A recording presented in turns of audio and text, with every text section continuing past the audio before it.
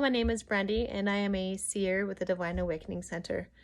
Today, I'm going to answer some questions that a lot of my clients have been asking.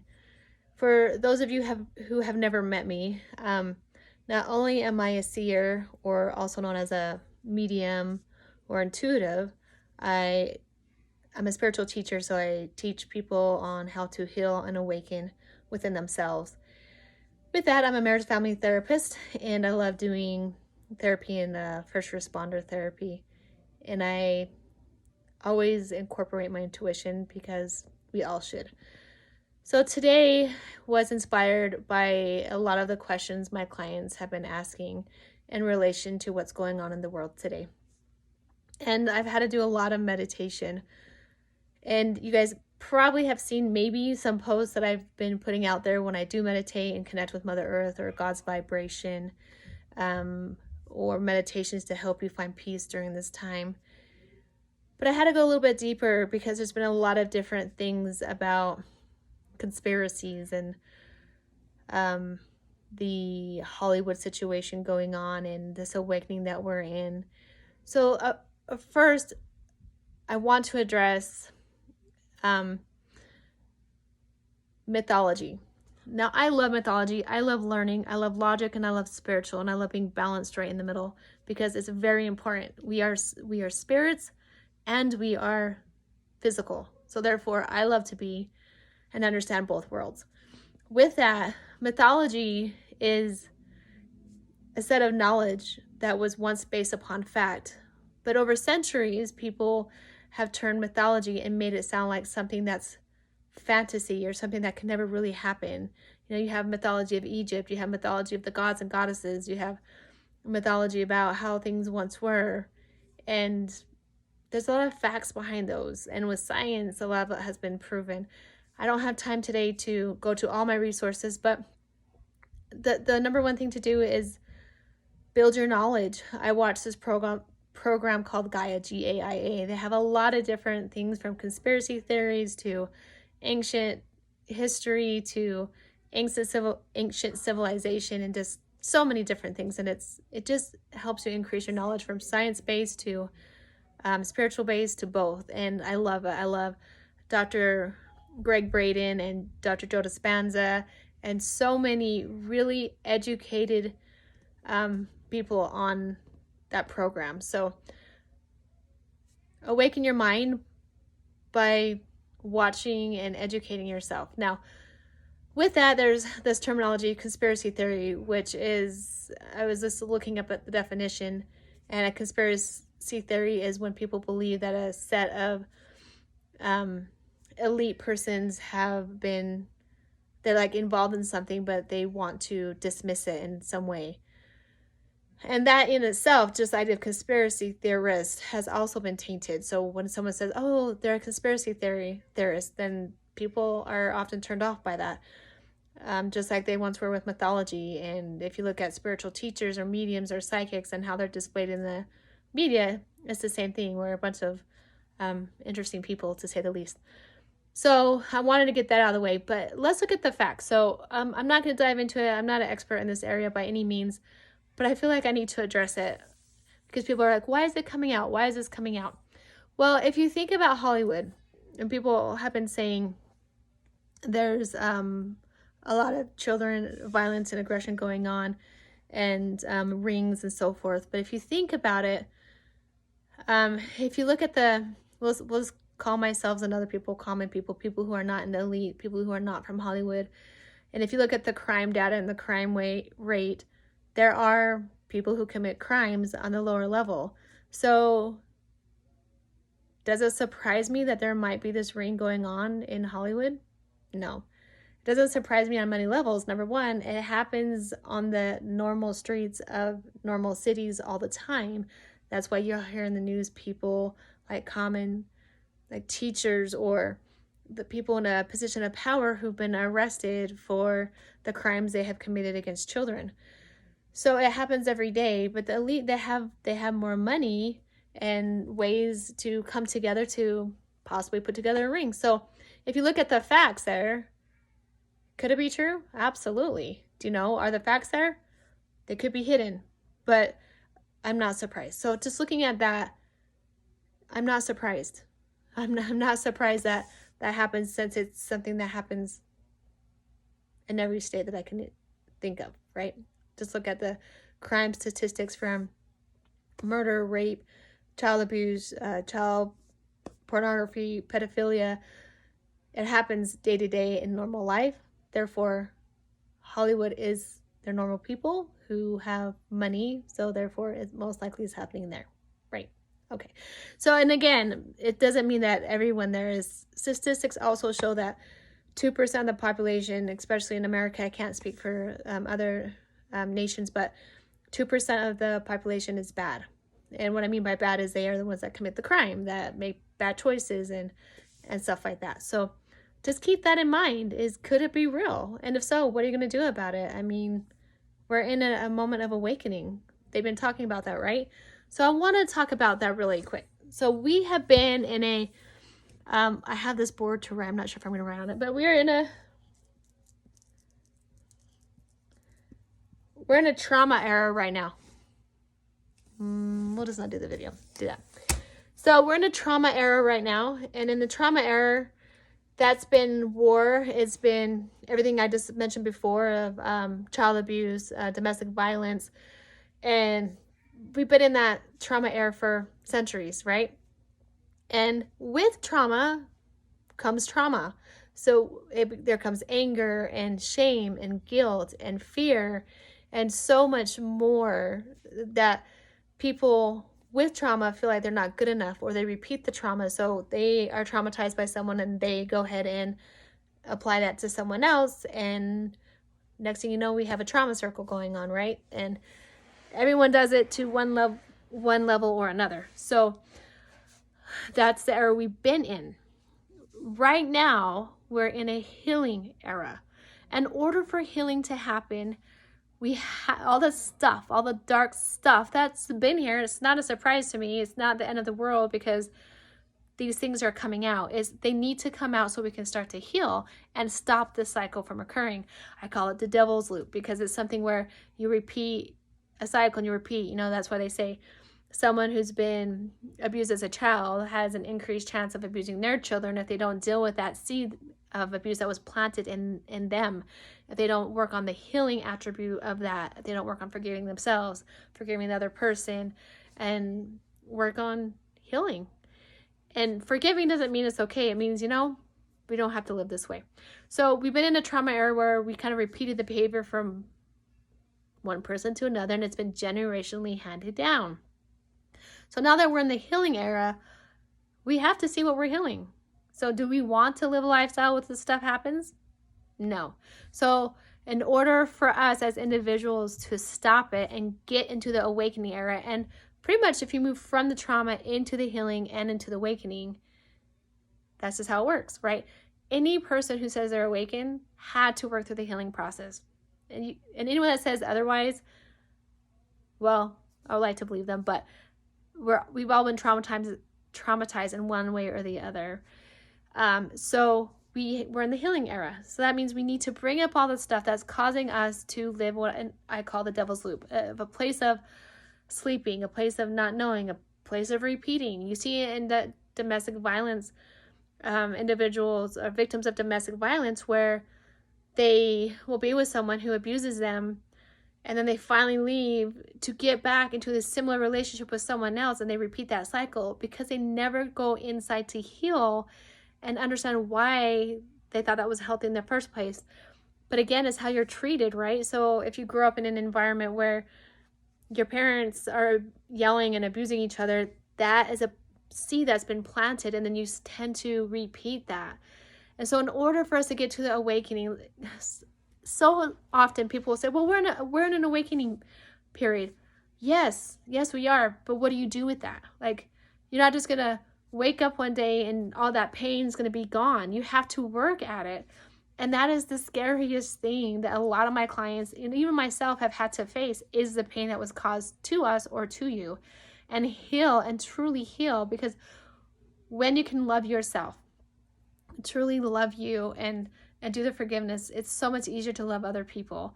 And I do believe that we can live in an awakened world where unnecessary pain becomes irrelevant. And people are like, well, what do you mean we have unnecessary pain? I'm sorry. Rape is unnecessary. Some murders are unnecessary. Domestic violence is unnecessary. I would say all murders are unnecessary.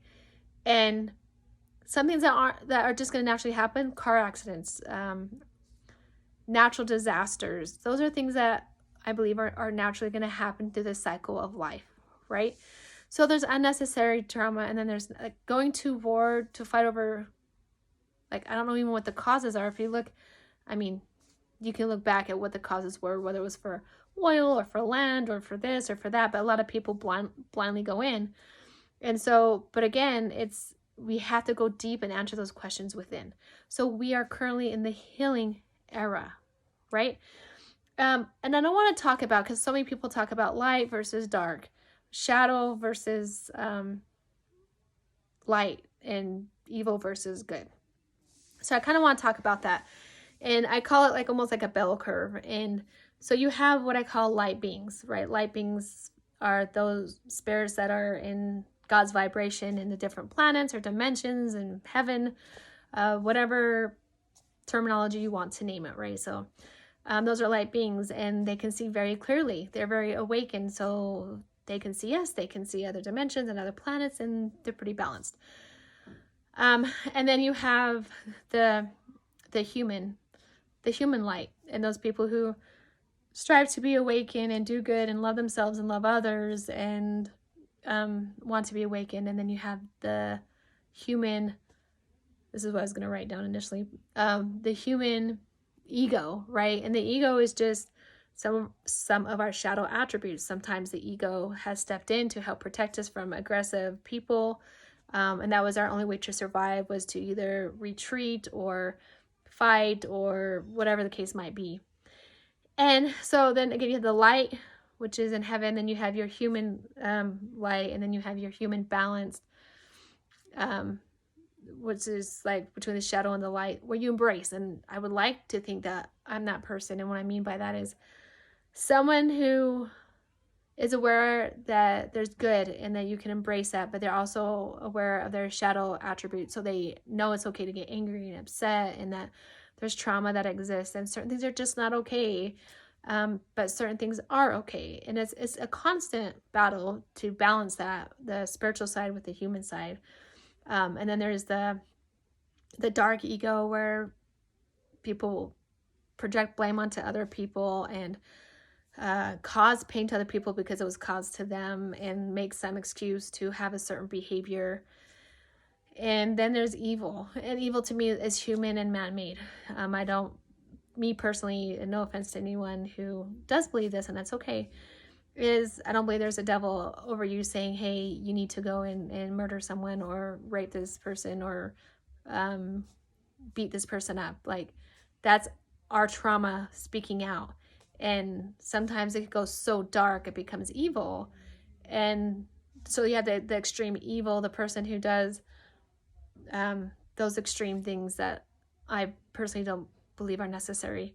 And then you have the light beings that are really good, that I don't see actually on this planet. Like, I think most people are pretty decent people, pretty shitty people, or pretty balanced people.